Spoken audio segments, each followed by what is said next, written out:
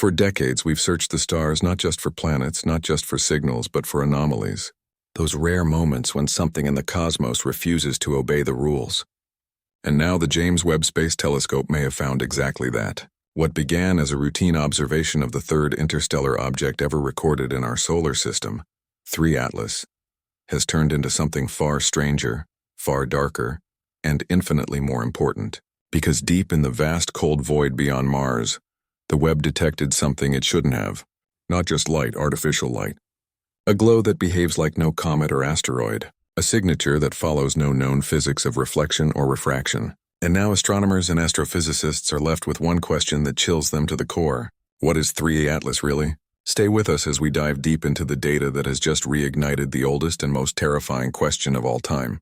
Are we alone? 3 Atlas was first spotted as a faint speck on the edge of the solar system, moving with a trajectory no local object could follow. It was clearly interstellar, born beyond the gravitational embrace of our sun, flung across the galaxy by some unknown force, now drifting silently through our neighborhood. At first it was treated as a cosmic curiosity like its predecessors, Oumuamua and Borisov. But even in its earliest images, something felt off. Unlike most interstellar objects, 3 Atlas was unusually bright and not in a way that made sense. Its magnitude didn't correspond to its estimated size or composition. It shimmered with an unnatural consistency, its brightness neither fading as expected, nor flaring with any sign of outgassing or dust release. Traditional comets tend to brighten in bursts as ice supplements, but this one remained steady as if it were powered from within. Telescopes across the globe turned to observe it, and Webb, with its unparalleled ability to peer into the infrared spectrum, was brought in to decode the mystery. What it saw changed everything. The James Webb Space Telescope, perched 1 million miles from Earth at the Lorang Point, was designed to see the unseen, to cut through the glare of stars and reveal what's hidden in the shadows. Its gaze upon 3 Atlas was expected to clarify the confusion. Instead, it amplified it. The telescope's instruments detected a centralized thermal emission that didn't correlate with any natural reflection of sunlight. Typically, a comet shines due to the sun's rays bouncing off dust and ice, but 3 Atlas showed an internal heat signature, something that radiated from the core outward. This wasn't scattered light. It was emitted light. The thermal mapping revealed a pattern that followed no known distribution curve of natural objects. It pulsed faintly, irregularly, and most disturbingly, it seemed to cycle at intervals. That rhythm repeating ever so subtly suggested not randomness but design. Some scientists at NASA and the European Space Agency proposed exotic explanations. Radioactive decay, subsurface friction, alien isotopes. But as more data came in, those theories collapsed. The only consistent explanation left on the table was the one no one wanted to write down. This object might be powered. As data from Webb, Hubble, and terrestrial observatories piled up, a profile of 3 Atlas began to emerge, and it looked nothing like any known celestial body. Its trajectory was too precise to be chaotic, as if it was choosing its path, subtly adjusting course through gravity wells.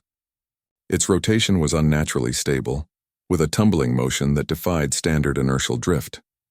And its lack of a cometary tail, even when passing near solar radiation, suggested a shell or casing, perhaps something protecting it from the heat. Then came the most controversial finding. The albedo, or reflectivity of its surface, was measured to be nearly perfect in parts, approaching that of polished metal, not rock, not ice, not dust, metal.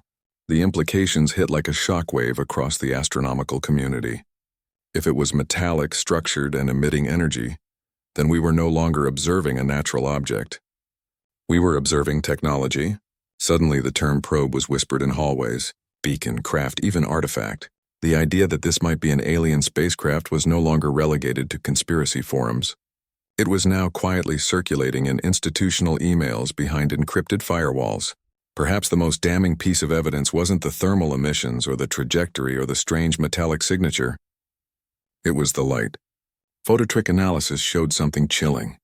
The light coming from 3 Atlas was focused in a narrow spectrum band. In other words, it wasn't a broad natural reflection of sunlight, but a controlled emission of specific wavelengths. This is precisely what we do with LED arrays, laser communication systems, and spacecraft signal beacons. Furthermore, this band included frequencies often used in communication and guidance systems on Earth. Not only that, but the intensity of the light seemed to respond ever so slightly to solar radiation, as though some onboard system was adjusting it in real time. It flickered not at random, but with a strange intermittent pulse. Astronomers ran the data through known signal models. What they got was inconclusive but not meaningless. Some claimed the pulses resembled binary sequences. Others said it might be a rotating power source. But the conclusion was undeniable. This was not a passive object. It was doing something deliberate, and we were watching it live. As the data poured in, a team of astrophysicists from MIT and Harvard ran a deep signal analysis over the electromagnetic emissions coming from 3 Atlas. At first glance, the frequencies seemed random, just noise scattered across the spectrum. But when they applied Fourier transforms to isolate cyclical patterns, something emerged. Within the static buried like a whisper beneath the chaos was a structured repeating pulse too precise to be natural. It wasn't a standard binary, nor a typical modulation used in human technology, but it bore the unmistakable fingerprint of intentional encoding. Some speculated it could be a beacon, a repeating broadcast intended for receivers not of earthly origin. Others theorized it could be telemetry, a constant data stream sent back to wherever this object came from. The unsettling part was this. Whatever the message was, it hadn't changed since the Webb first detected it. It was as if 3 Atlas wasn't trying to talk to us but someone else, and maybe that someone had already heard it. News of the discovery spread quickly through the highest levels of scientific and defense institutions. A confidential report circulated internally within NASA and then leaked to an unnamed journalist revealed that top officials were already coordinating with global space agencies to determine whether 3 Atlas posed a threat. Some scientists argued it was benign, an ancient probe perhaps centuries old on a pre-programmed route through the stars. Others weren't so optimistic. They raised questions no one could answer. If it's transmitting, then who is receiving? If it has light emissions, does it also have propulsion? If it's here by design, then why now? The report mentioned the possibility, however remote, that 3 Atlas was not just passing through, but observing, tracking planetary alignments, electromagnetic fields, or even advanced civilizations. The possibility ignited panic behind the scenes because if this object wasn't alone, then something else might be on the way, something that sent it. Further investigation into the luminosity of 3I Atlas led to a revolutionary hypothesis that the object wasn't just emitting energy, it was harvesting it. The way the object's light output fluctuated with its proximity to the sun, combined with its apparent lack of chemical reactions, supported the idea that it might be using a solar collection array or photonic absorption system embedded beneath its surface. Lowe and a group of theorists postulated that the dust cloud surrounding the object could serve a dual function, both as camouflage to mask its artificial structure and as a medium through which to absorb solar radiation. If true, this would suggest that 3 Atlas is a self-sustaining craft designed to travel indefinitely through deep space, refueling itself as it moves from star to star. This concept aligns with known theoretical models of interstellar probes, machines that could remain dormant for centuries, activating only when reaching a star system worth investigating. And if our solar system triggered that activation, then the message was received. As international space agencies scrambled for answers, one truth became increasingly clear. We are not ready. Despite decades of speculation about extraterrestrial contact, our systems, political, scientific, philosophical, are wildly unequipped to process what 3I Atlas might represent. No official statements had been made, but internal documents leaked from agencies in France, Japan, and Brazil all hinted at similar conclusions that this object might not just be an anomaly, but a first encounter in slow motion. And unlike what Hollywood taught us, there was no landing, no sudden appearance in the sky, no immediate answers, only data, only light, only silence. The Webb continues to observe the object every day, and yet every answer it delivers seems to raise 2 more questions. If this is contact, then it's contact on their terms, not ours. Quiet, distant, unsettling, and that may be the most terrifying thing of all because what we're witnessing may not be an invitation. It may be a surveillance and we may have already been seen. Just when astronomers believed 3I Atlas had settled into a predictable trajectory, something unexpected happened. Its luminosity spiked dramatically. This wasn't a gradual increase caused by its proximity to the sun. It was a sudden flare captured in real time by the James Webb Telescope and confirmed by several ground-based observatories. The object's brightness increased by nearly 40% in under 2 minutes, then stabilized at a new elevated level. No natural explanation fit the data. There was no sign of solar-wind interaction, no impact event, no fragmentary disintegration. It was as if someone or something had flipped a switch. The flare wasn't just visible. It carried with it a change in the object's thermal signature, almost as if systems had powered on. Theorists proposed a chilling possibility that this object had entered an awakened phase, either triggered by its proximity to our star or by our own observations. And if this flare was an intentional act, then it was meant to be seen. Shortly after the anomalous brightening, orbital calculations from multiple space agencies detected something else. 3 Atlas was no longer precisely following its projected path. It had shifted slightly, subtly, but measurably. Gravity alone couldn't account for the alteration.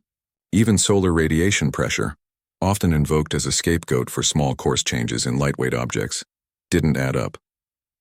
This shift was deliberate, and more unsettling was where the new trajectory pointed deeper into the solar system with an adjusted inclination that brought it closer to the plane of Earth's orbit. The object was no longer just passing through. It had, in effect, changed lanes. Some scientists cautioned restraint, calling it a gravitational anomaly, but others saw the shift as a maneuver, a subtle course correction that no comet or rock had ever made. And if 3 Atlas was capable of even limited propulsion or navigation, it meant we were no longer observing a relic. We were watching a vessel in motion, a vessel with intent.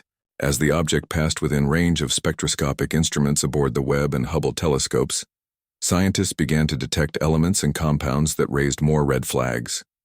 Traces of highly reflective alloys, rare earth elements, and most shockingly, spectral absorption lines resembling compounds never before catalogued in our periodic table were detected. These were not the kinds of materials one would find in a frozen chunk of interstellar rock. They were engineered, or at the very least synthesized, under conditions not known to exist naturally. One spectral profile matched no known chemical process, but closely resembled theoretical compounds proposed in quantum material labs. Substances thought to only exist under the influence of intense magnetic fields or quantum confinement. This discovery implied either unfathomable age, suggesting the object predates human civilization by millennia, or highly advanced recent manufacturer by a civilization far beyond our own. The nature of the materials spoke louder than any signal, because even if we couldn't decode the message, the messenger itself was unnatural. With mounting evidence pointing to a non-natural origin, governments and agencies began reacting not publicly, but with unmistakable urgency. Encryption levels increased on observatory networks. Research teams were quietly reassigned. A sudden, unexplained surge in satellite recalibrations was noted across multiple continents. Spacefaring nations initiated discrete contingency discussions behind closed doors. One leaked document from an international defense consortium suggested that 3 Atlas might not be a lone visitor, but a scout. The object's unusual structure, its stable rotation, and its apparent capability to remain operational across interstellar distances indicated design consistent with long-term observation probes. But if it was scouting, what was it looking for? And more disturbingly, what might come next? Across universities, observatories, and military command centers, one terrifying consensus was forming.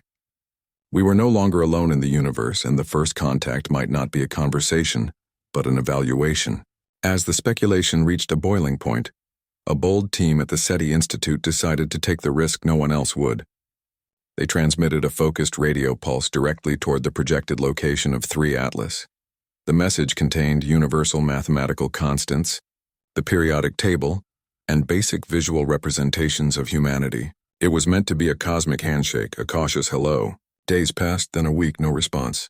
But just when the experiment was about to be archived as another unanswered call into the dark, one of the monitoring stations in Chile registered something strange. A narrow band return pulse, off frequency, distorted, but unmistakably timed to mirror the original message. It wasn't a reply in language. It wasn't an echo. It was a ping, a return signal with just enough variance to imply it wasn't passive reflection. It had been processed. It had been sent back. But what shook the SETI team the most wasn't the signal itself. It was the timing. Because the response came precisely 72 hours after transmission to the second. It meant something had not only received our message, it had calculated the delay and answered deliberately. Following the detection of the return ping, observatories around the globe began experiencing technical anomalies. Webb's infrared instruments showed erratic thermal mapping for the first time since launch, and Hubble's gyroscopic sensors registered microfluctuations despite stable orientation. Ground-based telescopes experienced what were initially dismissed as software glitches, misaligned star charts, inexplicable pixel distortions, and frozen data streams precisely when focused on 3I Atlas. But these glitches didn't happen randomly. They occurred in synchronized windows as if coordinated, as if someone or something didn't want us looking too closely. A theory emerged from a black ops think tank, buried deep within the European Space Agency. The object wasn't just emitting signals. It was jamming us, interfering selectively. The implications were staggering. A passive visitor doesn't hide its identity. A scout does. If the object was actively managing what we could see and when we could see it, then we weren't watching it. We were being allowed to, and then silence. Within days of the signal event and the technical malfunctions, updates from Webb were delayed, restricted, and eventually rerouted. Public logs were no longer accessible. The European Space Agency released a vague statement about instrument recalibration. NASA simply stopped commenting. Even reputable journals that had been covering 3I Atlas closely began retracting stories or publishing neutral summaries devoid of detail. The astrophysics community was split. Some believed the agencies were working to validate the discovery before going public. Others believed something far darker, that the truth had already been confirmed and was now being contained. The few remaining independent observatories began releasing raw data streams to the public, but these were quickly drowned in a flood of misinformation and speculation. What was once a global scientific mystery had now become a strategic asset. And history has shown us what happens when governments declare a discovery as classified. Truth dies in silence. In a last-ditch effort to understand what they were observing, a coalition of astronomers and mathematicians turned to pattern recognition and probability theory. They weren't looking for communication anymore. They were looking for proof of intent, and that's when they discovered the most terrifying pattern of all. The object's path through the solar system, while seemingly natural, mirrored a Fibonacci arc when plotted against planetary positions, an ancient spiral of proportional beauty found throughout nature, and coincidentally in many Earth-based communication protocols. Furthermore, the timing of its course corrections, the light flares, and even the ping response correlated with prime number sequences, the odds of this occurring naturally astronomically low. These patterns were chosen. It meant this object 3 Atlas wasn't just flying through the solar system. It was navigating with mathematical precision as if following a map or a schedule. A few theorists now whispered the unthinkable.